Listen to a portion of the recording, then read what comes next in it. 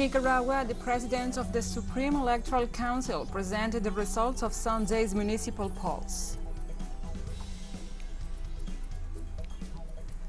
Leaders from all over the world take part at the 27th Conference of the Parties of the United Nations Framework Convention on Climate Change, also known as COP27.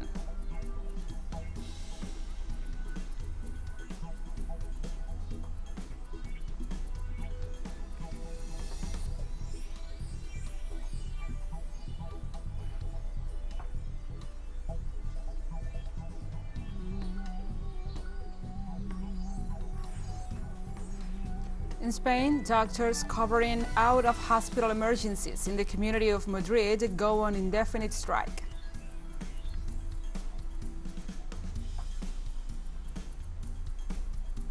From the headquarters of TeleSUR English in Havana, Cuba, this is From the South. I'm your anchor, Gladys Quesada, and these are the news. In Nicaragua, the Sandinista National Liberation Front won all the 153 mayor posts in the country following this Sunday's elections. According to the magistrate president of the Supreme Electoral Council, Brenda Rocha, the FSLN obtained the majority of the majorities, with more than 73% of the votes.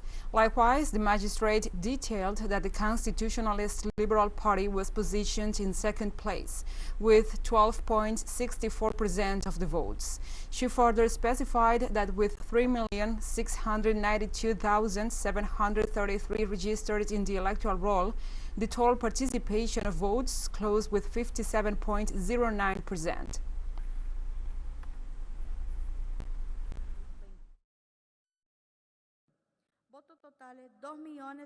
Total votes 2,108,003, valid votes 2,028,035, invalid votes 79,968, Constitutionalist Liberal Party 256,429, for 12.64%. Sandinist National Liberation Front Alliance 1,494,688, for 73.70%.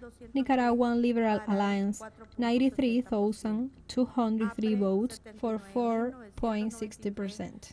Alliance for the Republic 79,993 votes, for 3.94%. Independent Liberal Party 84,345 votes, for 4.16%. Yatama 19,367, for 0.96%. Total number of the registered voters 3,692,733. Total vote participation 57.09%. In Ecuador, the National Assembly discussed in its plenary session the situation of the insecurity in the country that is facing now, while 3 provinces remain in a state of emergency. According to the schedule of the legislative body, the meeting took place during the 809th session of the plenary session, as announced by the president of the legislature, Virgilio Saquicela.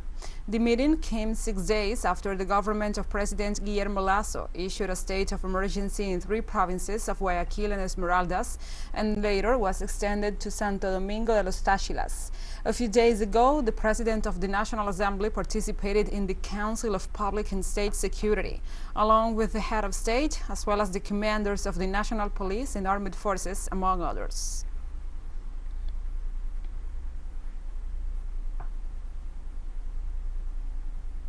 The Ecuadorian Public Health Ministry said on Monday that so far 28 people have died from bootleg liquor poisoning, while 6 others remain in critical condition. In a press release, the ministry reported that in the province of Esmeraldas, 14 people died, while the rest were recorded in Santo Domingo de los Táchilas.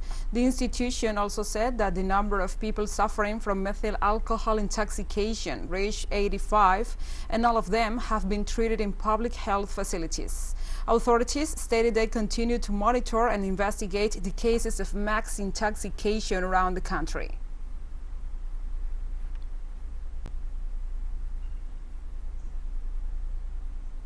The President of Mexico, Andrés Manuel López Obrador, announced on Monday that he will hold a meeting in Mexico City with several Latin American leaders between November 23rd and 25th to discuss the integration of the Americas. According to the head of state, the meeting was scheduled to be held in the southern Mexican state of Oaxaca with the presidents of the Pacific Alliance, which includes Mexico, Chile, Colombia, and Peru, but for logistical reasons, the venue will be changed to Mexico City. In this regard, the presidents of Chile, Gabriel Boric, of Argentina, Alberto Fernandez, of Ecuador, Guillermo Lasso, of Peru, Pedro Castillo, of Colombia, Gustavo Petro, will participate. He also said that confirmation of the recently elected president of Brazil, Lula da Silva, is still awaited.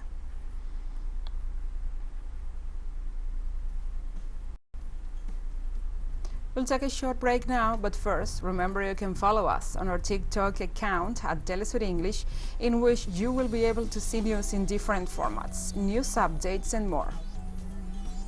Other stories coming up, stay with us.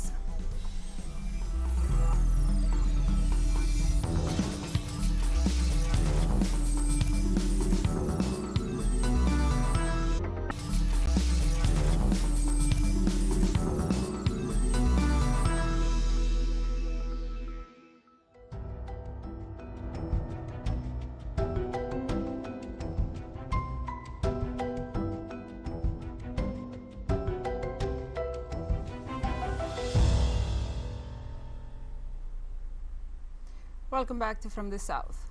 In Egypt, world leaders participate in the COP27 Climate Summit. This edition incorporates for the first time the proposal to compensate developing nations for damages associated with climate change. Egyptian authorities arranged for the attendees to be received by the UN Secretary General Antonio Guterres and Abdel Fattah al-Sisi, President of Egypt. According to the organization, during the days of Monday and Tuesday, over 100 heads of state and government from all over the world will address the COP27 plenary, with special relevance from Africa. On behalf of Latin America, the presidents of Venezuela, Nicolás Maduro Moros, of Colombia, Gustavo Petro, and the head of state of Honduras, Xiomara Castro, among others, participate in the event.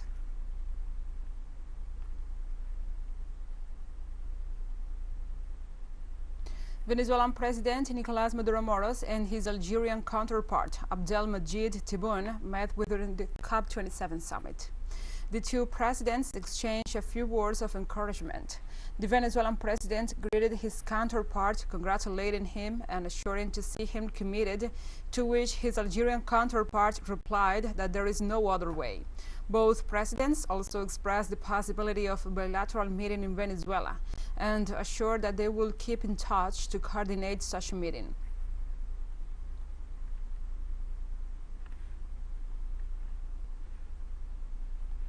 The Venezuelan head of state also met with Cardinal Celso Parolin, the Vatican Secretary of State. Maduro expressed his congratulations to Cardinal Celso Parolin for the speech he gave at the COP27 summit, assuring that it was the best of all. In addition, the president pointed out that during his speech, Venezuela maintained a firm position against the destructive and polluting attacks of the capitalist system on planet Earth.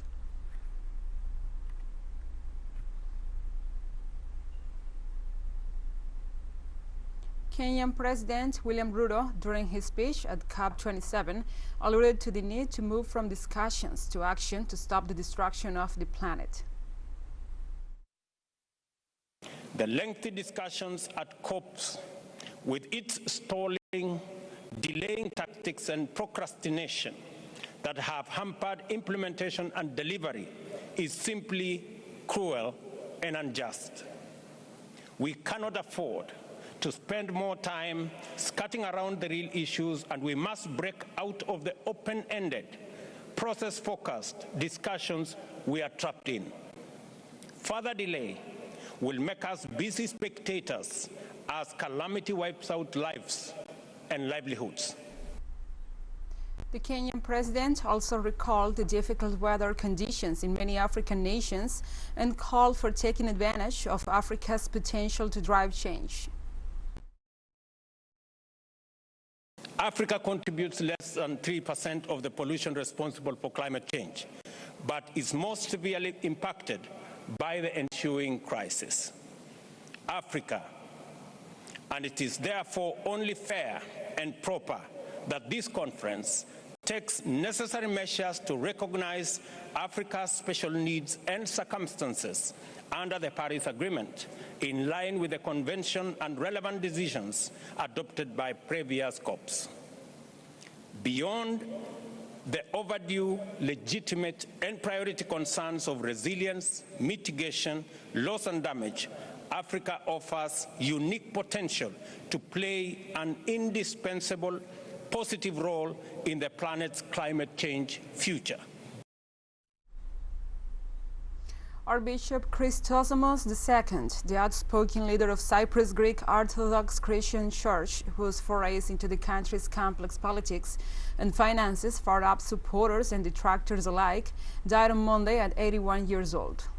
The Archbishop had suffered from intestinal and liver cancer for the past 4 years and had spent his final days at the church headquarters in the capital. A medical bulletin said Chrysostomos II passed peacefully. The Holy Synod, the church's highest decision-making body, decided after convening on Monday that the Archbishop's body will lie in state at St. Barnabas Cathedral at the church's headquarters in Nicosia, beginning on Thursday until his funeral on Saturday. Church bells across the country will ring in mourning throughout the funeral, while flags at all churches will be lowered to half-staff for the next 5 days.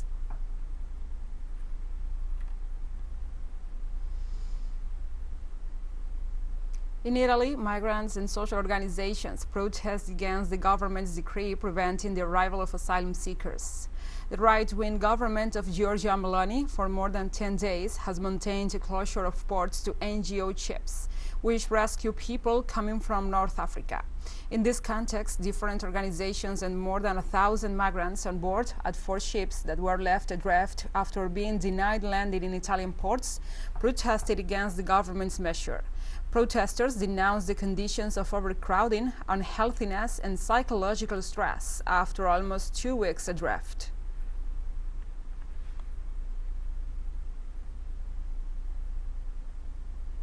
In Spain, doctors covering out-of-hospital emergencies in the community of Madrid went on indefinite strike.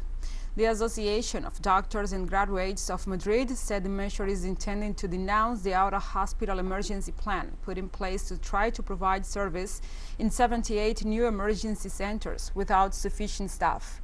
Workers denounced the lack of health and cleaning material and criticized the working conditions regarding the number of hours and workplaces assigned without prior notice. This strike follows another that lasted from Friday to Sunday after 4 unions that had signed an agreement in principle at the health sectoral table broke the pact.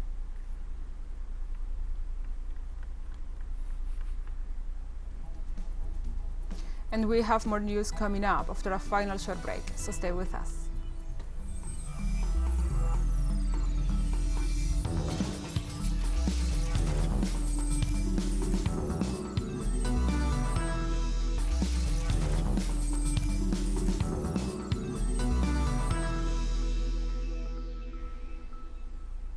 Welcome back to From the South. Officials from the Ethiopian federal government and rebel authorities in the Tigray region gave a press conference, in Nairobi, Kenya, to discuss the implementation of this peace accord signed last week. The agreement for a lasting peace through a permanent cessation of hostilities should put an end to the war that has been raging in northern Ethiopia since November 2020 between Tigray rebels and the Ethiopian Federal Army and its allies. It is not the first time that both forces have sat at the negotiating table to try to put an end to the local conflict that has caused great damage among the civilian population, which had been directly involved in the fighting. During the last months, the situation will have become much more violent, increasing the number of civilians killed, hunger, and social precariousness.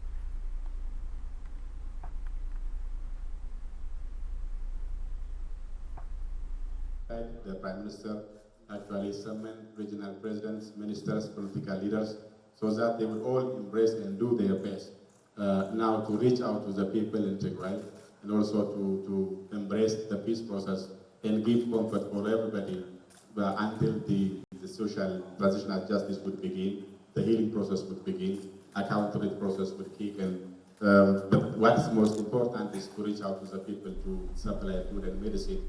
On the other hand, the spokesperson of the People's Liberation Front of Tigray refers to the need for the peace agreements to be lasting this time and to be able to serve to resolve the conflict. We may have overreached in terms of giving too much details, giving too much specifics about what can be done, what cannot be done. And it is time for the very people who have a deeper understanding of the realities on the ground to figure out how to go about it and to make sure that whatever we come up with is going to result in a lasting peace, not a publicity exercise where we may say we have agreed on a number of things only to renege on our promises and to do things that will set the clock back. Tanzania on Monday held a special mass funeral for the 19 victims of Sunday's plane crash in Lake Victoria. The burial service was attended by Prime Minister Kassim Majaliwa, who confirmed that 26 people were rescued after the precision air flight from the coastal city of Dar es Salaam plunged into the water. He said 2 locals who were injured and were recovering in hospital were included in that number. Police said the aircraft was flying at about 100 meters, 328 feet, when it encountered problems and bad weather.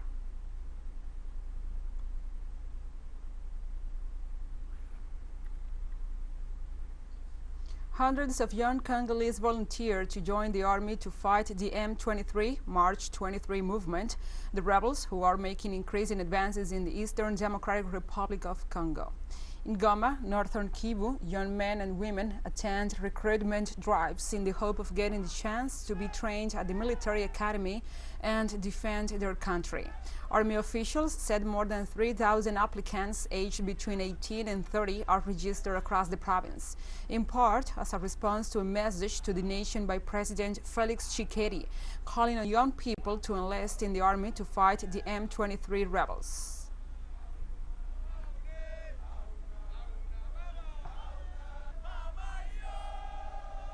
In Syria, U.S. forces illegally on the country looted on Sunday a new batch of oil from hydrocarbon fields in the northeastern region of Al Jazeera. In this regard, local media reported that at least 43 U.S. tankers carrying Syrian oil entered Iraqi territory through the illegal Al-Mahmoudiya crossing, heading for their bases in northern Iraq. In response, the Syrian Minister of Oil and Natural Resources, Bassam Tom, denounced that most of the oil fields in the northeastern region of Al Jazeera are occupied by the U.S. military and local separatist militia. The official also pointed out that the U.S. forces are currently looting some 66,000 barrels of oil out of the 80,000 barrels produced daily by the nation.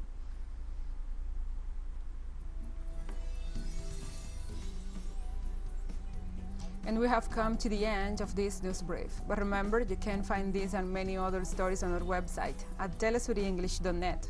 And also, if you feel so inclined, please join us on social media for all the latest news. We are on Facebook, Twitter, Instagram, Telegram, and TikTok.